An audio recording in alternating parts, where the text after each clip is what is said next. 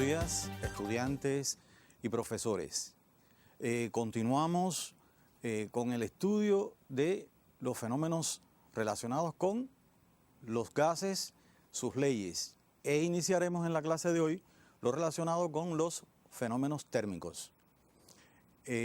Al igual que se hace en la mecánica, primero se estudian las características del movimiento y más tarde se analizan cuáles son las causas que provocan el movimiento de los cuerpos.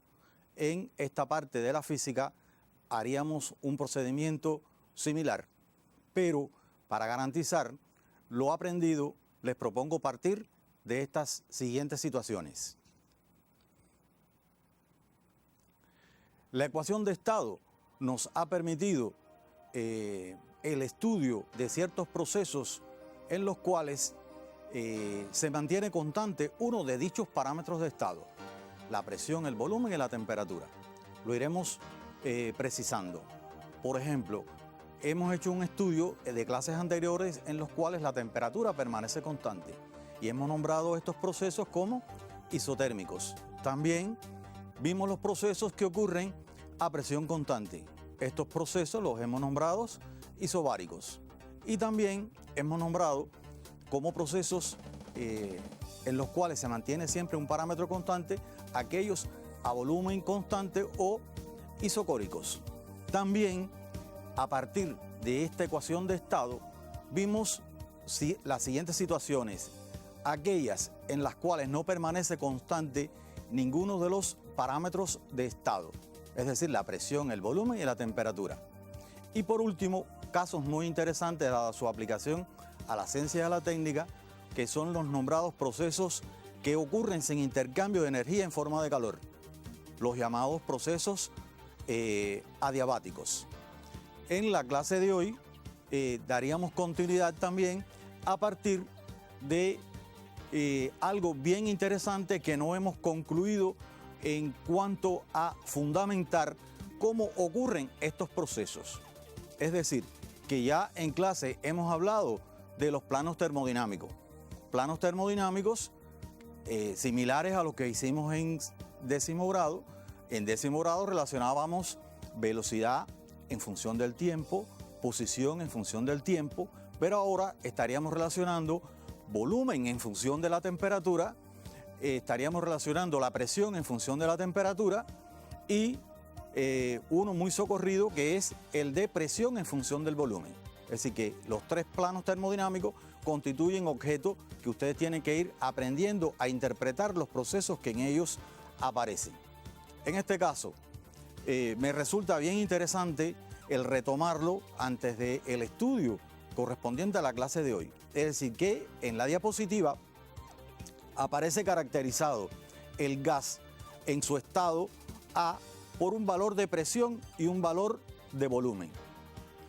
Estos estados del gas, objeto de estudio, por ejemplo, lo hemos logrado modificar hasta el estado B.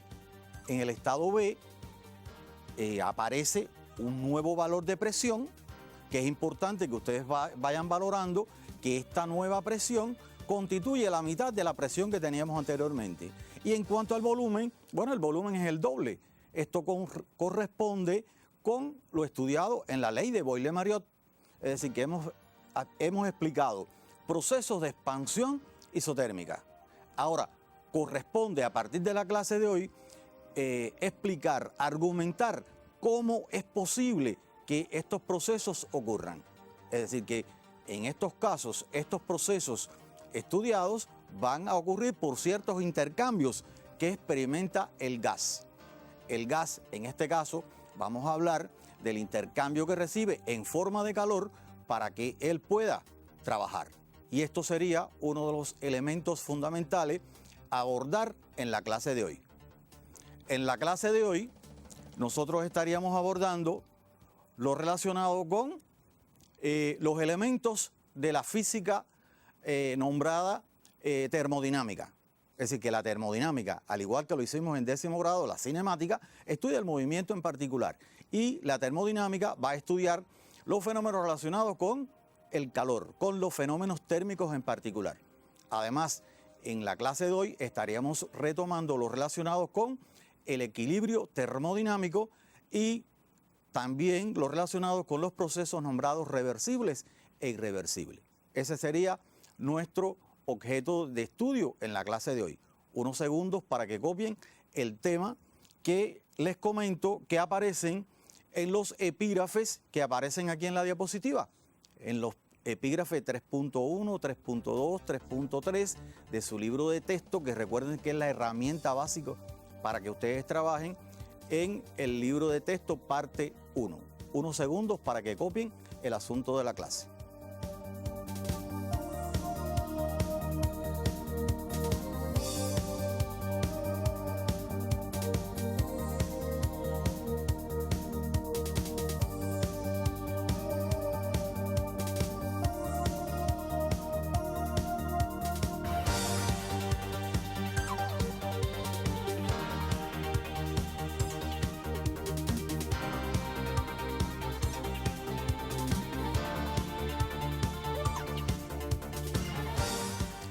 La termodinámica estudia los fenómenos térmicos.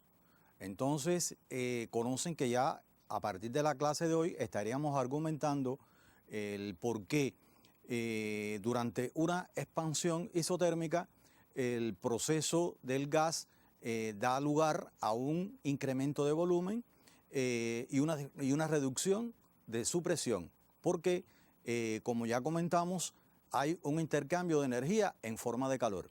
Veamos entonces algunos precedentes que necesitamos para la clase de hoy, relacionados con los conceptos de temperatura y de equilibrio térmico. Estas ideas de la termodinámica, como ya les comenté, están relacionadas con el estudio de los fenómenos térmicos. Ustedes lo encuentran en su libro de texto, en los epígrafes que ya les comentamos, 3.1, 3.2 y 3.3. En particular, para arribar al concepto de equilibrio termodinámico, tenemos que partir de lo que ya ustedes conocen relacionado con el equilibrio térmico. En clases, para introducir el concepto de temperatura, utilizamos elementos que aparecen en su libro de texto.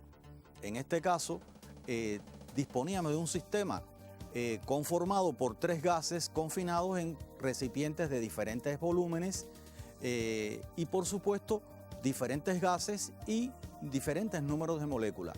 Pero argumentábamos que tenían algo en común, y este algo en común es precisamente el estar en equilibrio térmico. Y a partir de este criterio de equilibrio térmico asumimos el concepto de temperatura. Lo continuamos reforzando para poder arribar al concepto de equilibrio termodinámico. Entonces, en este caso, les muestro que este equilibrio termodinámico, vamos a comentarlo entre 2 cuerpos que se encuentran a diferentes temperaturas. Lo mostramos acá, 2 cuerpos a diferentes temperaturas. La temperatura del cuerpo 1 mayor que la temperatura del cuerpo 2. Ahora, ellos no están en contacto. Ustedes conocen que existen diferentes formas de propagación de la energía en forma de calor. En este caso, los cuerpos, mediante la radiación térmica, experimentan un tipo de intercambio.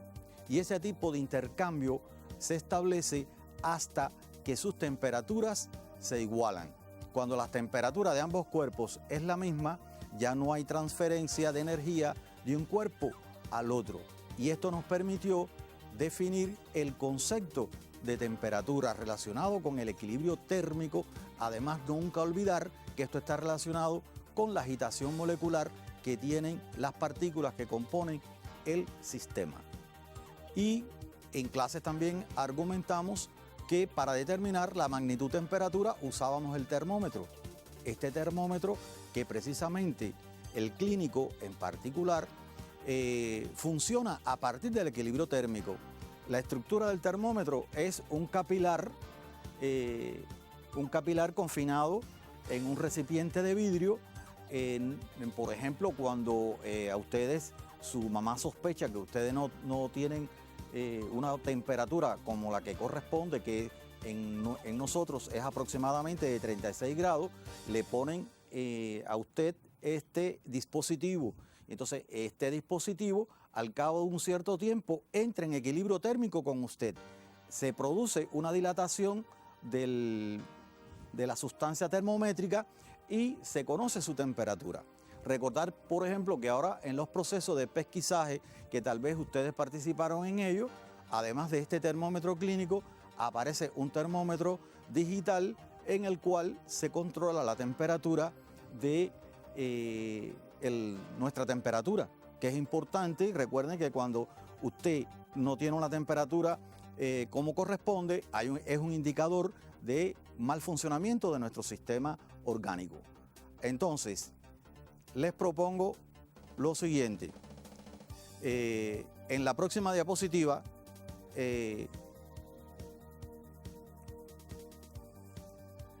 aparece una actividad que yo quiero que ustedes resuelvan junto conmigo. Esta actividad es la siguiente.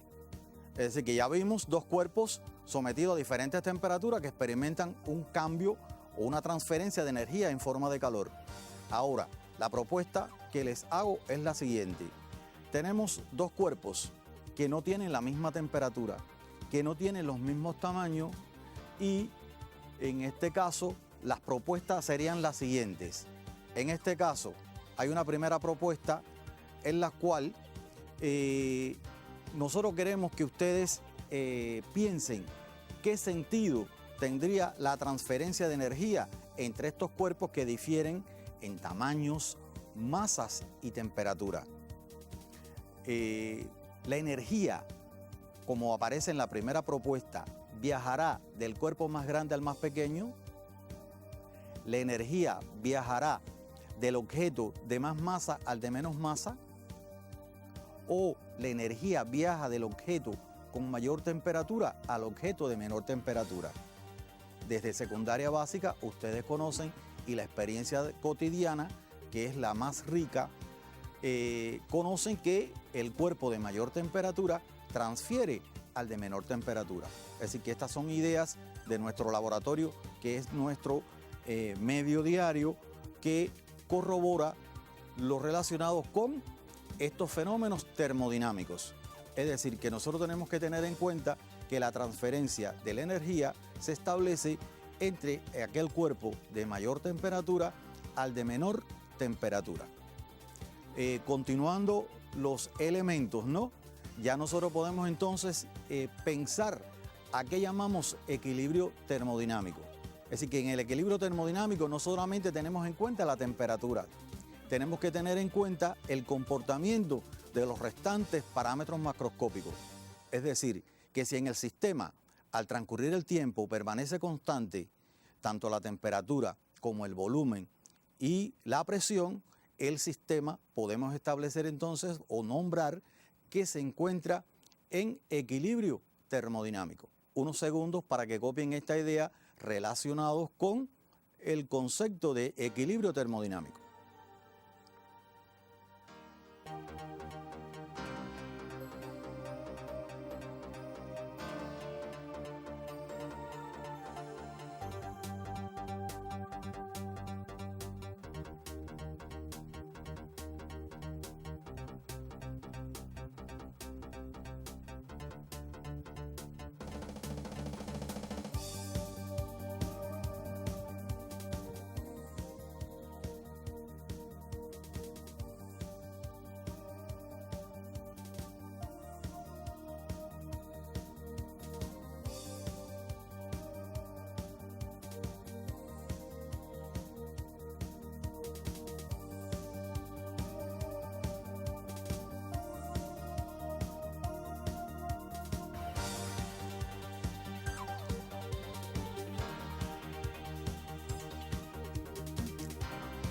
En mecánica, nosotros estudiamos en 10º grado el comportamiento de un péndulo y valoramos el cambio sucesivo de posiciones que experimenta el sistema cuando nosotros lo sacamos de la posición de equilibrio. Les muestro, en este caso, nuestro sistema conformado por un resorte del cual pende un cuerpo, lo sacamos de su posición de equilibrio y en este caso el sistema experimenta cambios sucesivos de posición. El sistema está transitando por posiciones de máximas amplitudes, pierde amplitud, pasa por el sistema de equilibrio. También nosotros es propio en nuestros accionares cotidianos, por ejemplo, que hayamos experimentado con una jeringuilla. Es decir, que por ejemplo en la jeringuilla yo puedo limitar, o colocando mi dedo en el extremo, una cierta cantidad de aire. Y con el émbolo apretamos, es decir, comprimimos esta masa de aire. Es decir, reducimos procesos lentos, lo hacemos de forma lenta y les propongo que también lo hagan después de este momento de clase. Cuando usted deja de ejercer acción, el émbolo retrocede, pasa nuevamente por estados por los cuales ya el sistema había transitado. Estos procesos que tienen estas características, que transitan en ambos sentidos, los vamos a estudiar como procesos reversibles. Y estaríamos entonces haciendo un estudio del mismo. En la siguiente diapositiva, que quiero que la copien, les muestro un émbolo, lo mismo que les hice con la jeringuilla, un émbolo. Lo desplazamos lentamente para que el sistema se mantenga en equilibrio, es decir, que vayan transitando por ciertos estados durante la compresión. Luego permitimos que el sistema recupere las condiciones iniciales y a esta propuesta es a la que vamos a nombrar procesos reversibles. Es decir, cuando el sistema transita a partir de ciertos estados y luego los recupera, este proceso en particular se nombra proceso reversible. Unos segundos para que copien esta idea relacionada con los procesos reversibles.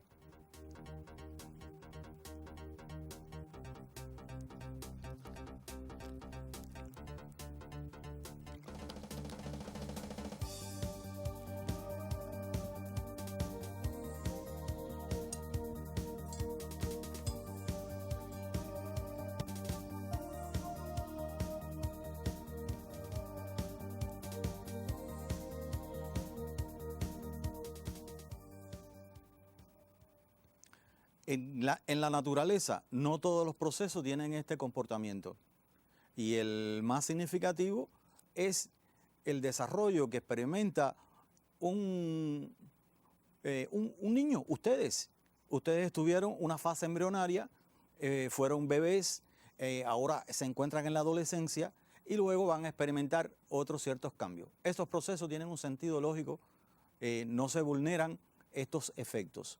Hay otros sistemas en los cuales sí puede, como ya le comentamos, con el péndulo y algunos procesos en los cuales el comportamiento es reversible. Cuando el sistema no recupera las condiciones que tenía inicialmente, a estos procesos lo nombramos procesos irreversibles. Lo pongo en pantalla para que hagan un resumen en unos breves segundos.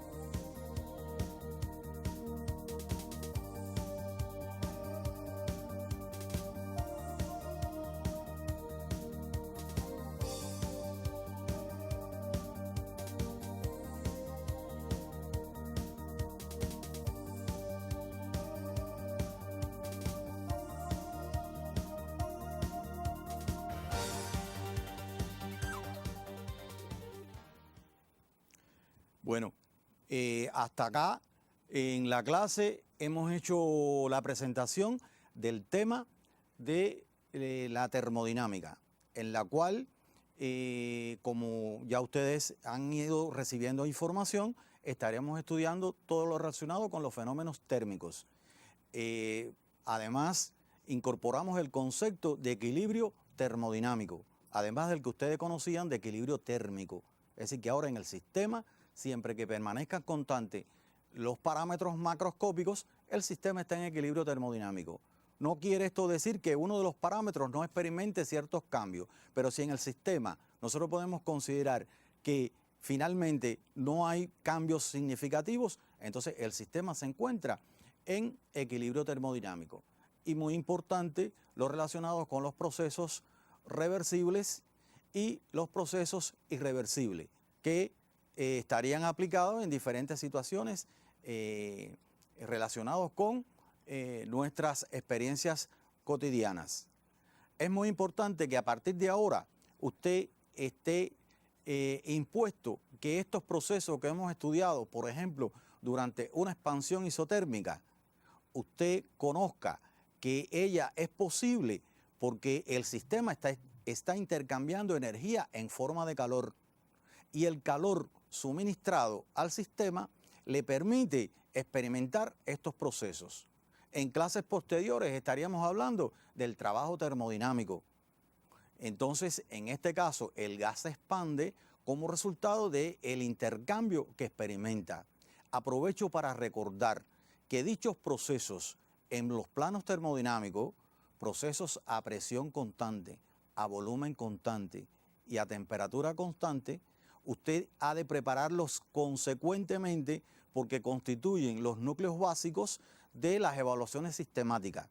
Usted tiene que saber explicar un proceso a temperatura constante. Es decir, durante la expansión isotérmica, usted tiene que saberlo explicar.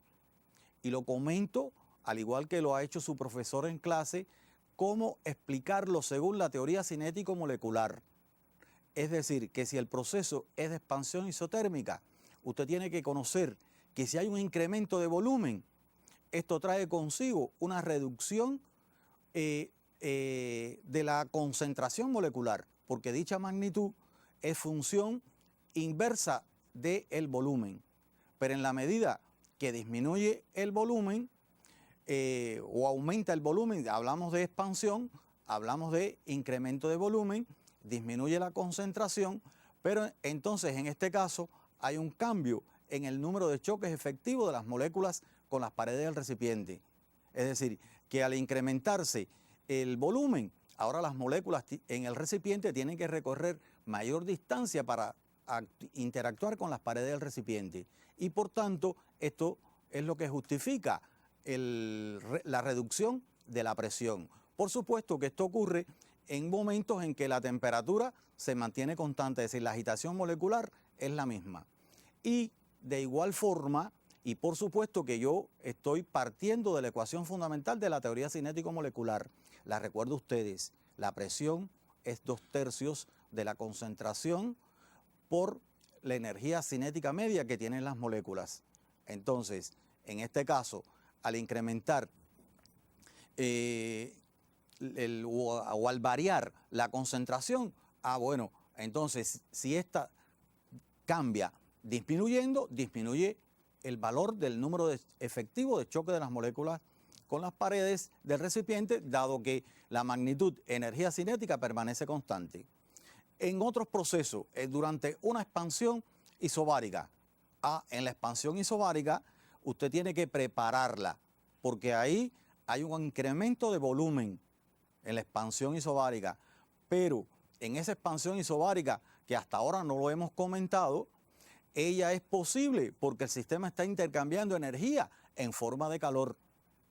Por eso, además de nombrar el proceso como expansión isobárica, ahora podemos hablar del proceso de calentamiento isobárico, porque hay intercambio en forma de calor, es decir, que el sistema incrementa su energía cinética. Entonces, en este caso de la expansión isobárica, hay un incremento del volumen con decremento de la concentración molecular, pero en la misma medida hay un incremento de la energía cinética media de las moléculas, lo que justifica que el número efectivo de choque de las moléculas con las paredes del recipiente permanezca constante. De igual forma, pueden hacerlo y tienen que preparar lo relacionado con la expansión isotérmica, como ya lo comentamos, o los procesos isocóricos o isovolumétricos, en los cuales, a partir de esta ecuación fundamental de la teoría cinético-molecular, les justificaría que en un proceso en el cual se incrementa la presión, este incremento de presión, manteniéndose constante el volumen, es a expensa del incremento de la energía cinética media de las moléculas. ¿Y cómo aumentó la energía cinética media de las moléculas? Porque el sistema intercambió energía en forma de calor. Entonces, en el enfriamiento isocórico ocurre efectivamente lo mismo.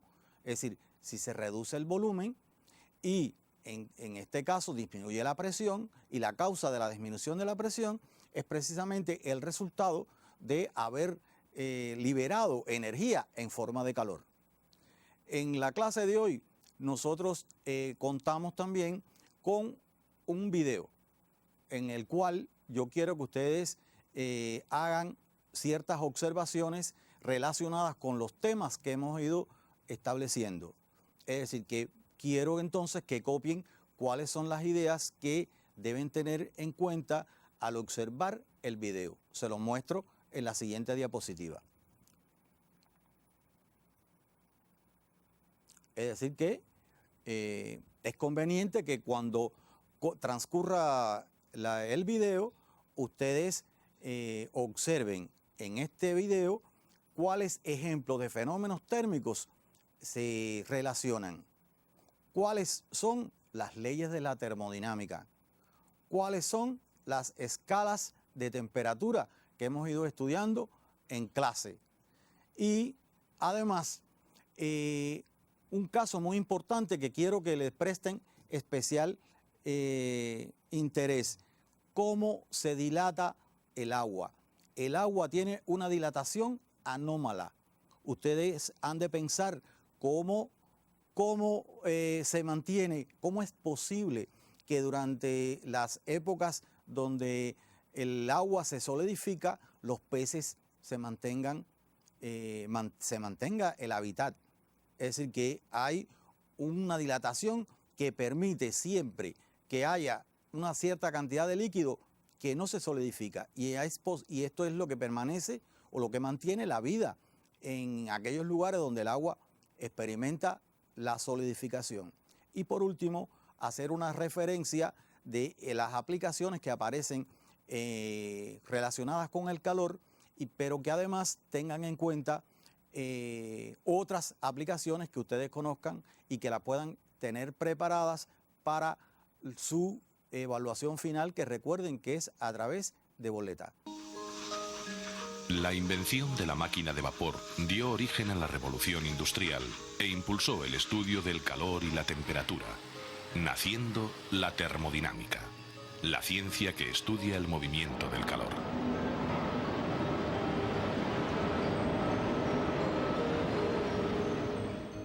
La materia no es otra cosa que energía muy concentrada, y la forma de energía más habitual del universo es el calor. La primera ley de la termodinámica dice que la cantidad total de energía del universo siempre es constante y que la energía se transforma fácilmente.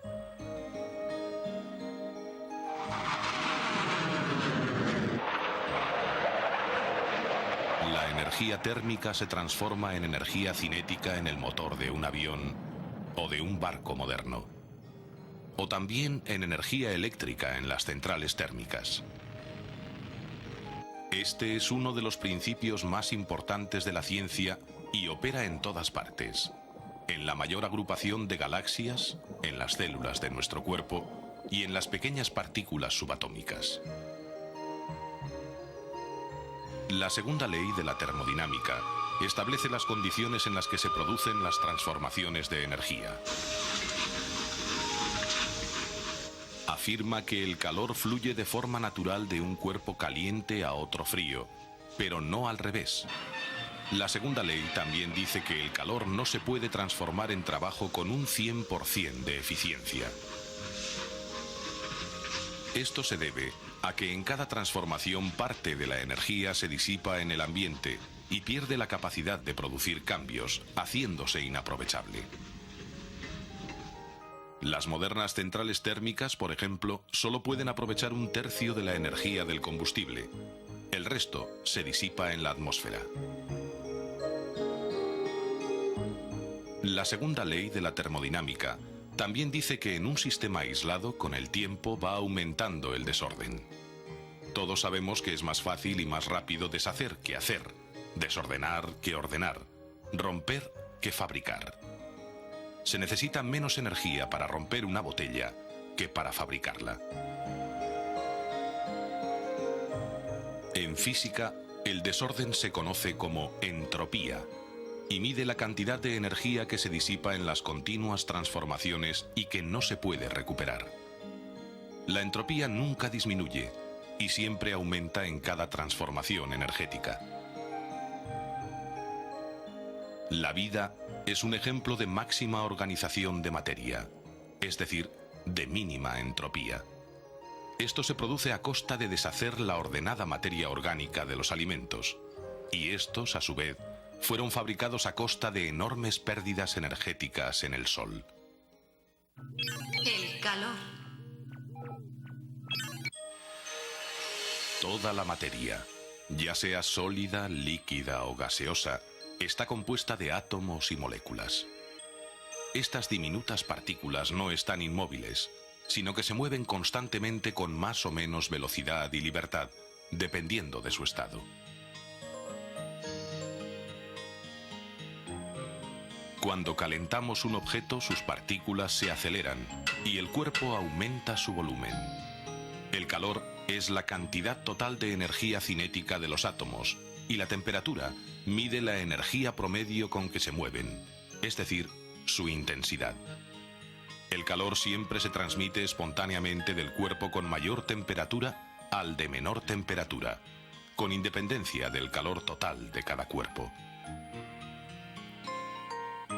Cuando un termómetro se pone en contacto con un cuerpo más caliente, las rápidas partículas de este chocan con las del termómetro, acelerándolas y dilatando el líquido. Fuera de los Estados Unidos, la temperatura se suele medir en grados Celsius o centígrados.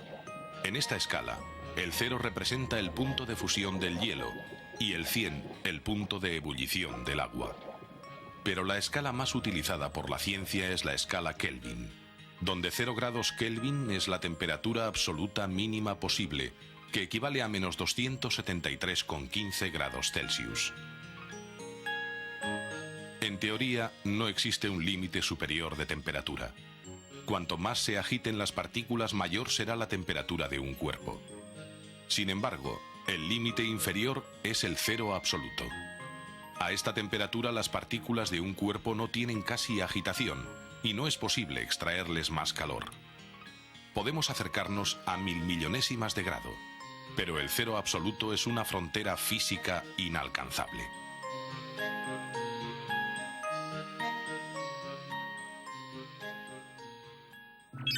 Calor y materia. A nivel del mar, cuando se aplica calor al hielo, este aumenta su temperatura, pero nunca sobrepasa los 0 grados Celsius. A partir de ahí se va transformando en agua. Del mismo modo, el agua no sobrepasa los 100 grados Celsius, ya que a partir de ahí se convierte en vapor.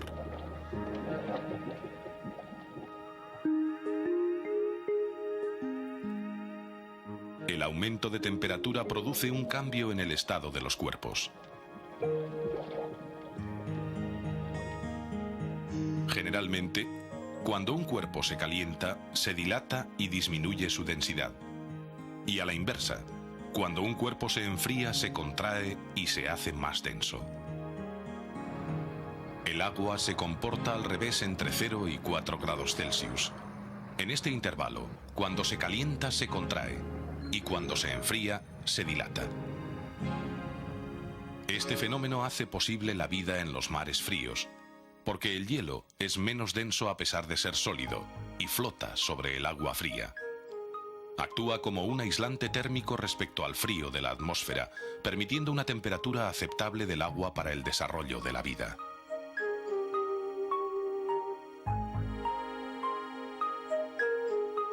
El el calor puede propagarse de formas diferentes. En los cuerpos sólidos se suele transmitir por conducción. Si calentamos una barra metálica en un extremo, el calor se extiende hasta el otro extremo porque las partículas más calientes se agitan más y comunican su movimiento a las partículas vecinas. Los metales son buenos conductores, al contrario que la madera, el plástico o el vidrio. El corcho, la espuma de poliuretano o la lana son malos conductores y por ello se utilizan como aislantes térmicos. En los líquidos y los gases ocurre algo diferente. Si calentamos una cazuela con agua, el líquido que está más cerca del fuego se dilata antes, se hace menos denso y tiende a ascender. Las moléculas menos calientes son más densas y tienden a bajar, creando las llamadas corrientes de convección. Los vientos, por ejemplo, son corrientes de convección que hay en la atmósfera, donde el aire está a diferentes temperaturas. En el vacío y a través de algunos gases, el calor se transmite por radiación. Todos los objetos del universo irradian calor, y gracias a ello, ha sido posible la vida en la Tierra. Aplicaciones del calor. El mundo moderno se caracteriza por el gran consumo de energía. Por eso continuamente se investigan nuevos métodos para conseguir un mejor aprovechamiento energético. Las máquinas liberaron al hombre del sufrimiento del trabajo físico. Una máquina térmica es un dispositivo que transforma el calor en otras formas de energía. Habitualmente la combustión de sustancias como la madera, el carbón o el petróleo producen un calor que es absorbido por un líquido, generalmente el agua, que se dilata y se convierte en vapor.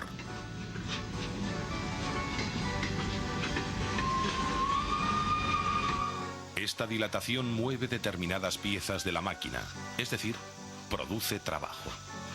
Cuando el gas se enfría, recupera su volumen original y las piezas vuelven a su posición y el proceso se repite continuamente.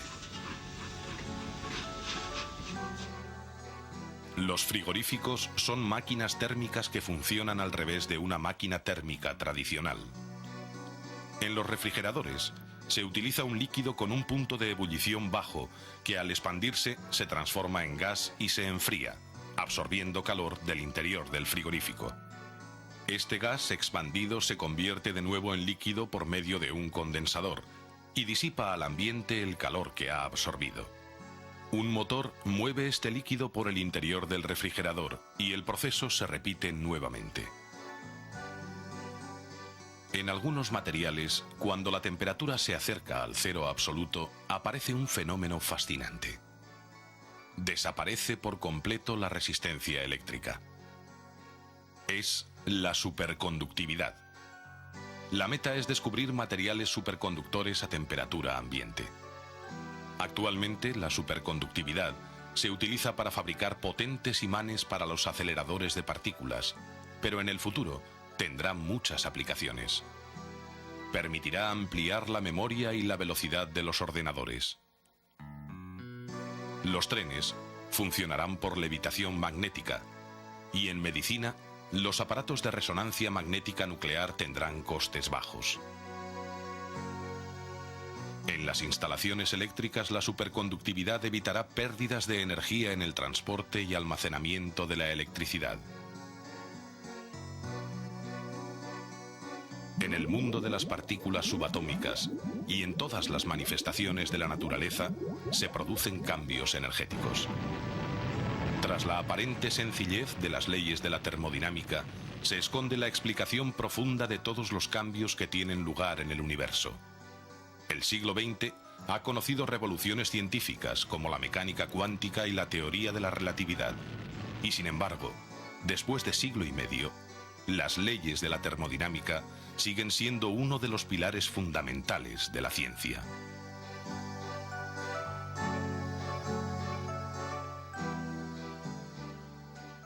Unos minutos para que copien.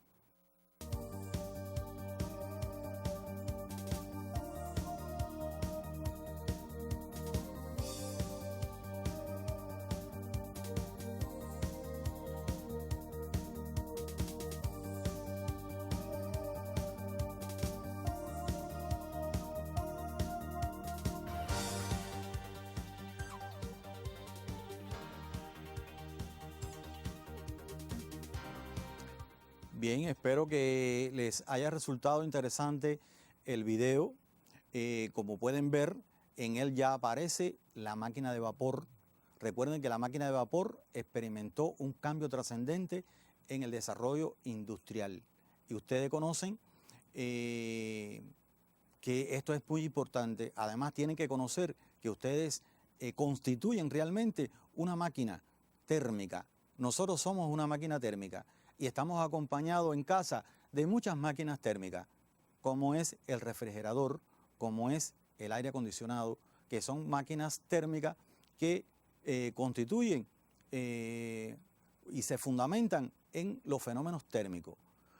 Por último, quiero dejarle orientado estas actividades de continuidad de la clase, que son muy importantes porque ya estaríamos trabajando con los núcleos fundamentales de la termodinámica, relacionados con el trabajo termodinámico, la energía interna de los sistemas, cómo el primer principio de la termodinámica argumenta y justifica todos aquellos procesos que hemos estado estudiando.